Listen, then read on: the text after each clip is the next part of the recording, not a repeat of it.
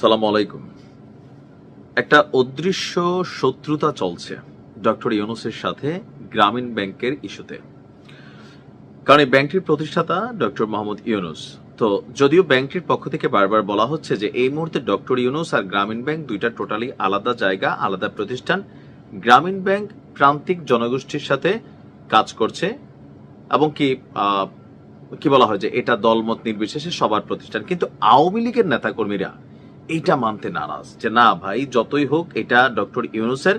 এমনকি ডক্টর ইউনূসকে যদি কোথাও না কোথাও ধরেন দুঃখ ভারাক্রান্ত হৃদয়ে একটু সময়ের জন্য হলেও চিন্তা করতে হয়, অথবা রাতের বেলা ঘুমিয়ে আছেন বা তিনি ক্ষমতা থেকে সরে যাবেন, এরপর তিনি কি নিয়ে টেনশন করবেন ব্যক্তিগত জীবনের বাহিরে, সেটা হচ্ছে গ্রামীণ ব্যাংক। কারণ যে জিনিসটা স্রষ্টা আপনি, এটার মধ্যে টাচ করলে, এটাতে কোনো কিছু হইলে স্বাভাবিকভাবে এটা আপনার লাগবে। যেমন ধরেন বঙ্গবন্ধুর ভাস্কর্য বা বিভিন্ন ইস্যুতে একটা বঙ্গবন্ধুর ছবি নামায় ফেলা, অথবা বঙ্গবন্ধু ইস্যুতে যাই হচ্ছে এটা আওয়ামী লীগের নেতাকর্মীদের গায়ে লাগে, বা ঐতিহাসিক ধানমন্ডি 32-এ যা ঘটছে। এখন গ্রামীণ ব্যাংকের অফিসিয়াল অথরাইজড ফেসবুক পেজ কোনটা আমি জানি না, তবে আমি যে পেজটা দেখি এটা হচ্ছে 34K, অর্থাৎ 34,000 ফলোয়ার আছে, বাট এটার সাথে ব্লু টিক নাই। আমি অনেক খোঁজাখুঁজি করছিলাম, তো সেখানে বেশ কিছু তথ্য কয়েক ঘন্টা পর পর আপডেট হচ্ছে। যদি আপনি এই পেজটিকে ফলো করেন, আমি এটার ব্যাকগ্রাউন্ড ফলো করতেছিলাম যে এই পেজটাতে গেল কয়েকদিন যাবত যেই ধরনের নিউজগুলো আপডেট হচ্ছে, কয়েক মাস আগে বা কয়েকদিন আগেও এরকম মেসেজ এই পেজটাতে দেওয়া হইতো কিনা, অথবা ধরেন কোথাও অন্য কোনো কিছু ছিল না। ঠিক গুনে গুনে আপনি দেখেন এই 13ই নভেম্বর থেকে হুট করে গ্রামীণ ব্যাংকের এই পেজটা তারা যে নিউজগুলো দিচ্ছে সবগুলাই খুবই দুশ্চিন্তাজনক। আমি যখন নিউজটি করছি তখন আমি এই গ্রামীণ ব্যাংকের নিরাপত্তার জন্য নানান ধরনের ব্যবস্থা নেওয়া হচ্ছে।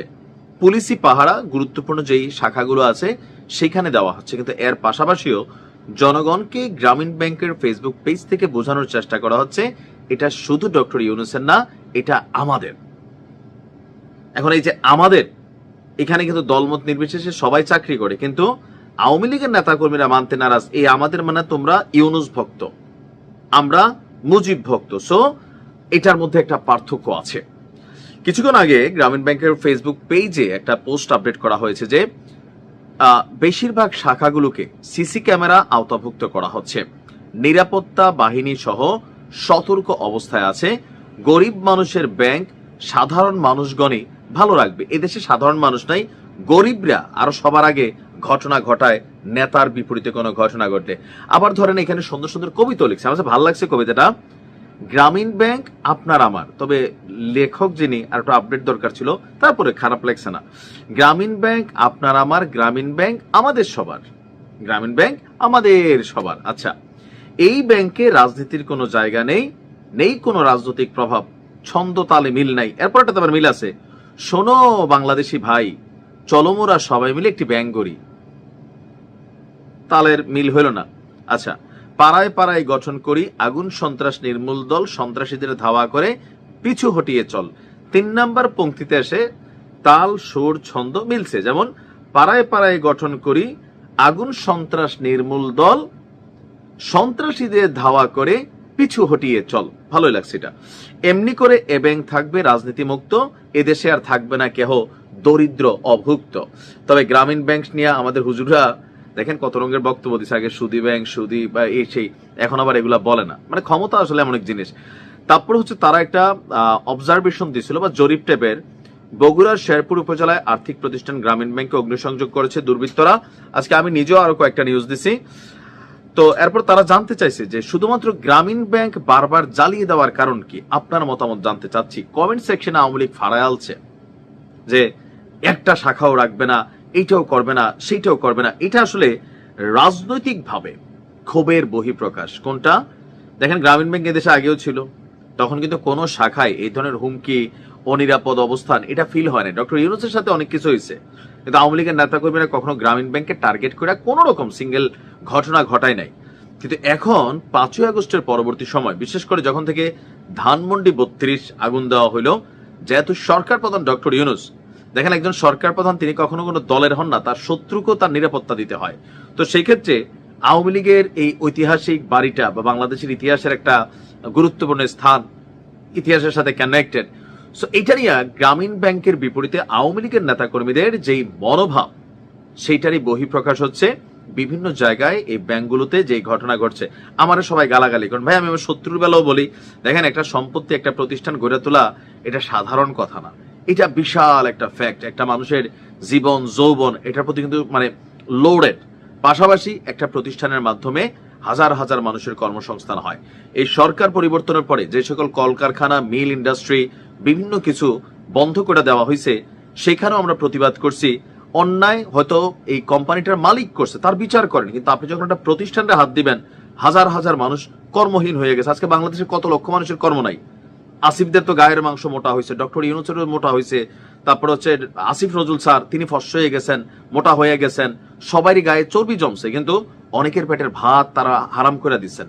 তাদের পলিসিতে তারা এই প্রোটেকশন দিতে পারেন নাই। আমার কথা হচ্ছে, যদি অন্যায় করে থাকে কোনো ব্যক্তি করছে, তার বিরুদ্ধে ব্যবস্থা নেন, কিন্তু তার প্রতিষ্ঠানের মাধ্যমে শুধু তার পরিবার তো চাকরি করেন। এখানে হাজার হাজার মানুষের রুটি রিজিক কানেক্টেড। তা আপনি একটাতে হাত দিবেন আপনার ক্ষমতায়, আপনার ক্ষমতা যখন থাকবে না, আপনার 10টার মধ্যে আরো 10 জন হাত দিবে, কিন্তু এতে লসটা হচ্ছে কার? আওয়ামী লীগের গুলোতে যেমন হাত দিচ্ছেন, আমরা বলছি যে এটা ঠিক হয় নাই, এটা উচিত না, নেতাদের বিচার করেন, কিন্তু প্রতিষ্ঠানে আগুন দিচ্ছে, প্রতিষ্ঠান জ্বালাই দিচ্ছে, লুটপাট করতেছে, এটা কোনোভাবেই কিন্তু টলারেট করার বিষয় না। আজকের দিনে দেখেন সরকার ক্ষমতায় থাকতে গ্রামীণ ব্যাংকের অবস্থা। ডক্টর ইউনূসের ক্ষমতা আছে যে তার এই যে পার্সোনাল প্রতিষ্ঠানে ধরেন সারা বাংলাদেশের পুলিশ লাগাই দেওয়া, প্রশ্নই আসে না। তিনি সারা জীবন ক্ষমতায় থাকবেন, কিন্তু তার প্রতিষ্ঠানগুলো তো থাকবে। সবসময় কি এগুলাকে নিরাপদ রাখা যাবে? যদি মানুষের অন্তরে ক্ষোভ থাকে, যাবে না। আর আমরা যারা আছি, আমরাও কিন্তু লুটেরা, ধান্দাবাজ শ্রেণী। ধরেন একজন একটা আওয়াজ দিছে, 5 জনে যে ঘটনা ঘটে, টাকা পয়সা, দোকানের মালামাল, বাড়ি ঘরের স্বর্ণপণ্য লুটপাট, মানে একটা সিস্টেমের মধ্যে চলে যায়। তবে এতে সার্বিকভাবে দেশের ক্ষতি হয়। ডক্টর ইউনূসের সাথে আপনার রাগ থাকতে পারে, গোসা থাকতে পারে, রাজনৈতিকভাবে তাকে গিয়ে ভবিষ্যতে মোকাবেলা করবেন পারলে, কিন্তু প্রতিষ্ঠান এটা বাংলাদেশের জনগণের। যেমনি হোক, যারাই নিচ্ছে, সুদ দিচ্ছে, আপনি বুঝাই তো নিচ্ছেন। অনেকগুলো মানুষ তো এর মাধ্যমে কম বেশি উপকৃত, বিপদেও আছে, উপকৃত।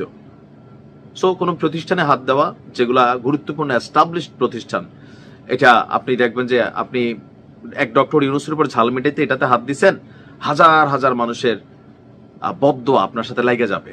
ডক্টর ইউনূস কি বদদোয়া কামায় নাই? কামাইছে, কিন্তু কাদের কামাইছে দেখেন। আওয়ামী লীগ কি বদদোয়া দিচ্ছে? আমি এটাকে পাত্তাই দিচ্ছি না। আমি পাত্তা দিচ্ছি ওনার সরকার আসার পরে যে প্রেস সচিব একটা বললেন যে এই অনুমোদন নাই, এনেছে নাই।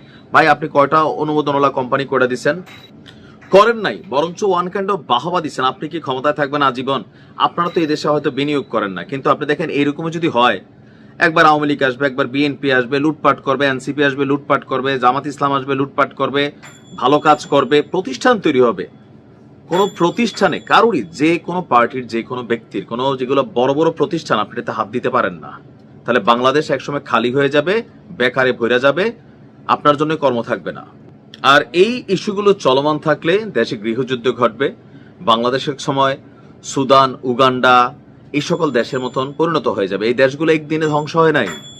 এরকম দুর্বল শাসন ব্যবস্থা, দুর্বল সিস্টেম, প্রতিশোধ, প্রতিহিংসা, পরে মানুষের বিনিয়োগ করে না। যারা পয়সাওয়ালা তারা বিদেশে বিনিয়োগ করে কেন? কারণ দেশের ভিতরে করে লুটপাটের মধ্যে, ঝামেলার মধ্যে কে করব? একটা মানে জেনারেশন তো এখানে ইফেক্টেড হয়ে যায়। ডক্টর ইউনূসের সাথে রাগ থাকতে পারে, পলিটিক্যালি মোকাবেলা করেন। আওয়ামী লীগের সাথে আপনার রাগ থাকতে পারে, পলিটিক্যালি মোকাবেলা করবেন, কিন্তু কোন প্রতিষ্ঠানে হাত দেওয়া অন্যায়, আর এটা শাস্তি অবশ্যম্ভাবী। বাঙালি ভালো কাজ মনে রাখুক না রাখুক, খারাপ কাজ মনে রাখে। ভালো থাকুন।